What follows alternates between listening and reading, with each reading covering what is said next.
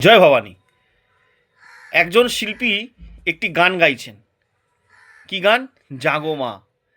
দেবী চৌধুরানী সিনেমার তার নিজের গাওয়া গান তিনি গাইছেন এবং সঙ্গে সঙ্গে রেড়ে করে তাকে মারতে আসছে একদল বা একজন ব্যক্তি এবং তাকে বলছে, জাগো মা, অনেক হয়েছে, এবার সেকুলার গান গা। গানের আবার কোনো সাম্প্রদায়িকতা বা সেকুলারিজম আছে? জানি না। একজন শিল্পী যখন নাম নেড়ে মোহাম্মদের গায়, তখন কিন্তু তার সঙ্গে যারা শ্রোতা বা দর্শক থাকেন তারা কিন্তু দুহাত তুলে তালি দেন এবং গানটা গান এবং আনন্দে নৃত্যও করেন বা নাচেন।